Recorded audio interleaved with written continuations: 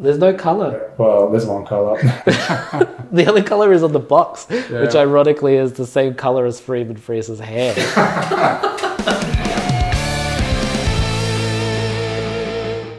Findorff, is it good? Is it bad? Well, trust me, it's quick. And ugly.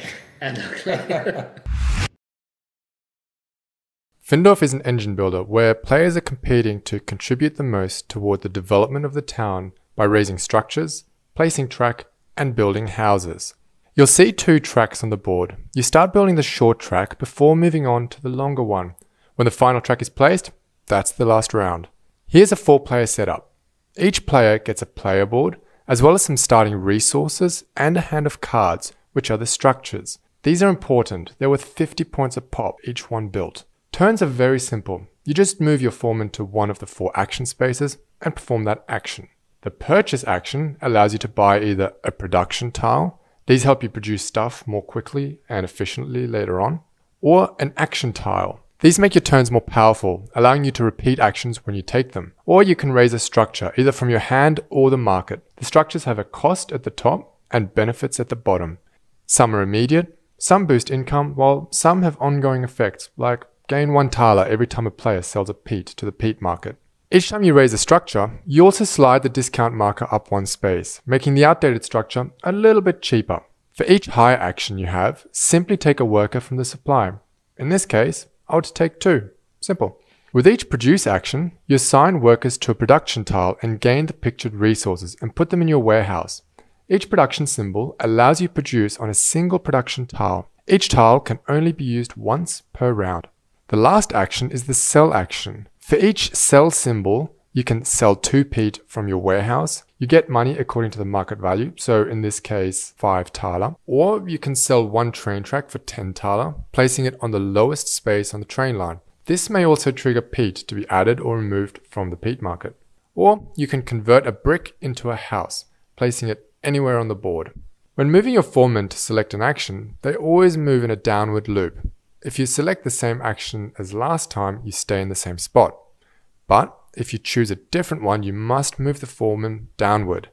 If the foreman reaches the very bottom, they loop back to the top, passing over the bureaucracy symbol. If you pass over this symbol, you trigger the bureaucracy step before you take your next action. During the bureaucracy step, you will heat your homes, removing 1 peat per house you have from the peat market. Each home you have with a worker constructs a piece of track and gives you 4 thaler. Remember, laying track can affect the peat market. One of your workers dies. And finally, you can check any build structures you have for income. And that's it. You can now continue with your action. Once the last track is built here, the end of the game is triggered and you finish the current round and then score up points. Each structure is worth 50 points. Peat is valued according to the current market value. Brick is worth 4 points. Any leftover track is worth 10 points. And every thaler is worth 1 point. Let's talk about Findorff. I reckon a good place to start is the rules. You learnt the game, so how'd you go? I did, and it was really easy. There's a couple of pages in the rule book. Everything's very straightforward, very simple to teach. That makes sense though, because I remember you teaching us this after we also learnt another heavy game and we just absorbed it like it was nothing. Mechanically. Engine builder. Yeah, it is. Engine builder with some resource management, but super interesting, I think, because you can focus your engine on, do you want to improve your actions? So you're going to buy more action tiles to make that more powerful. Or you're going to start getting some production tiles so you can start smashing out some really good production, getting some more income. But even the structures, so when you start building structures, they add to your engine. Boosting your income. Absolutely. Yeah. I remember after the first play, you basically said this is a game of transitions. And I remember that being absolutely spot on. That was my thoughts. So knowing when do you stop focusing on upgrading your player board and start cashing in for points? Yeah. And I think that's one of the interesting things about this game, really. Each of the structure cards, some of them are good in the beginning, some are mid-game, some are late game.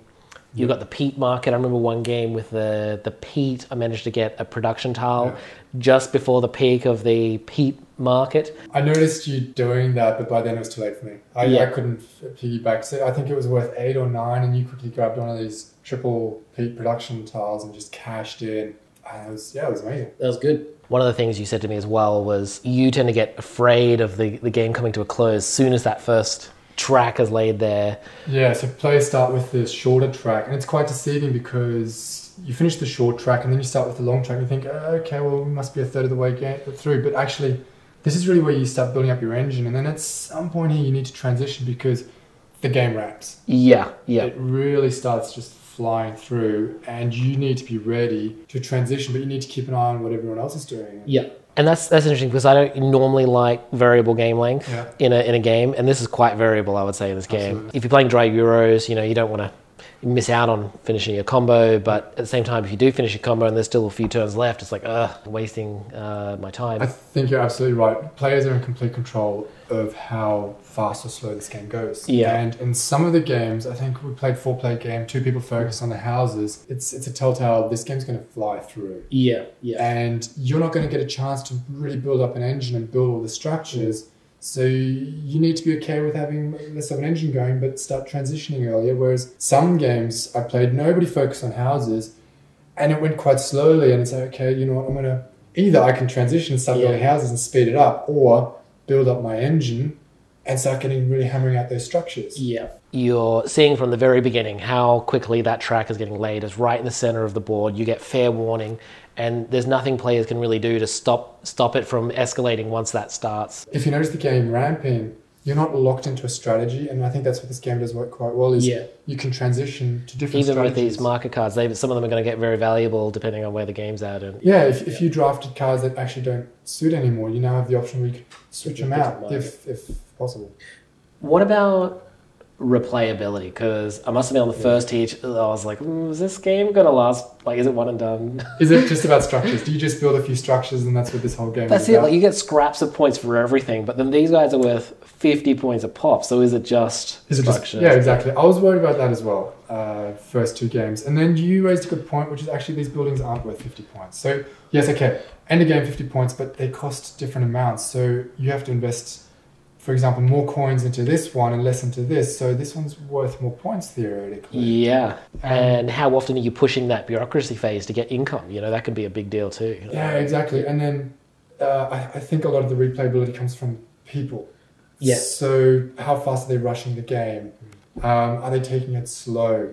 Also, if you draft cards at the start, that adds a lot of variability to the game. Yeah. How you build up your engine, I think there's actually quite a bit going on. It is like there's very little variableness in the setup, really. Yep. It's a very static game, kind of like Brass in that way. Yep. I mean, I'm not going to say it's evergreen for me like Brass, but I think it does have that. Yeah, it's up to the players dictate what happens. And I think with the draft, if you have to draft. It's a whole new component to the game that you add in, and you're simply setting a game strategy from the beginning with the market as a backup. Yeah, so I think for a game that's not that heavy, Yeah. I do think it's got replayability. This engine building is really satisfying. Mm. And it makes me want to keep coming back to it and try slightly different strategies. And that for me keeps it fresh. Improvements, you know what I'll say? I think we need to address the elephant in the room. This game isn't pretty. There's no colour. Well, there's one colour. The only colour is on the box, which ironically is the same colour as Friedemann Friese's hair. And I think a lot of people, it'll deter them from wanting to play it. But it doesn't bother me that much. There are other things that bother me more. For example, it's quite fiddly. These tiles, you need to set them up at the start based on the player count, and there's nothing on the tile to indicate is this for 3-player, 4-player, or 5-player. You have to refer back. It's just really basic stuff. You just put a symbol on it to say which tiles to keep, which tiles not to keep. Yeah. And pet hate, when you build a structure, you have to find the matching tile based on the number and place it on the board. But the number 2's here, the number 1's there, and the number 4's over there. So we just forget about it. It's just impossible to find it. Yeah, just put it aside. And that's about the only colour you do add to the game. And it's not even worth adding. Yeah. But you know what? Most people we played this with have said that, but I kind of see it as a backhanded compliment because the game just whips around so quickly. You know what I mean? Like normally there would be someone it's not their turn, they'd find the tile, put it down, it'd be no problem. Because this whips so quickly, it feels like it's a drag, even though it's probably not really. One other complaint. These player aids. You made your own. I made my own.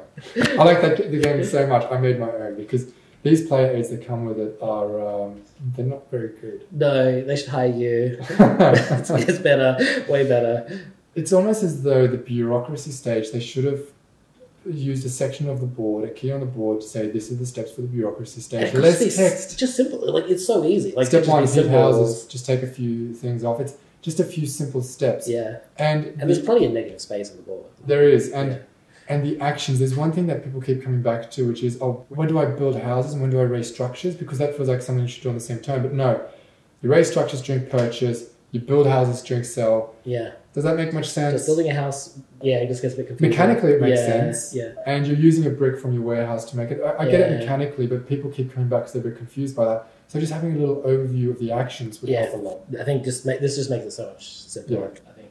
Who is this game for, and what is your final rating? That's an interesting one because, I mean, you like heavy Euros. You're into Lisboa. Wildcat, as we played the other day, that was fun. Yeah, heavier than this. But having said that, what this game nails is the simplicity to crunch. So it's actually a streamlined game. I can't make that point enough. It's a very streamlined, fast-paced game. But the decisions, there's amazing decisions to be made in this game. Yeah, the rules to crunch is great. I think if you like engine builders, obviously there's no dice or card flips or whatever. It's just no randomness. So it's a Euro through and through. If you like that medium weight, this is good for you. I think it is going to still appeal to some of the heavier gamers because even though it's not a heavy game, it sort of fills that medium weight slot where you don't have to play a 2 or 3 hour game but still give you that. I was about to say what's great about this game is that it's medium weight, so it's probably going to appeal more to people who like the sort of lighter medium games, but because the decision space is so good, if you bring this to a table with people who prefer heavy games like Lisboa, they're still going to be kept very engaged with this game. Yeah. So final rating? I'm really on the border here. I was going to give it a 4.5, but these little fiddly and parts in the design, some of the design flaws to a degree, bring it to a 4 for me. Look, I struggle to give it a rating because, I don't know, I'd probably have it in my collection if you didn't, just because it's, a nice medium weight game, and there's not a lot of medium weight games I like to have in my collection because I do prefer that heavier side. But so that's a compliment in of itself. Probably a 4. Might like it just a touch less than you. Yeah, that's fair. Yeah. That's our take on Findorff. We wanted to do a review of this game because we couldn't find much content out there. This is our chance to ask you, are there any hidden gems, any games that you think have flown under the radar that we could have a look at? And while you're thinking about that and maybe putting something in the comments, don't forget to like and subscribe. This is Dan. And I am Hatz. Thanks for watching.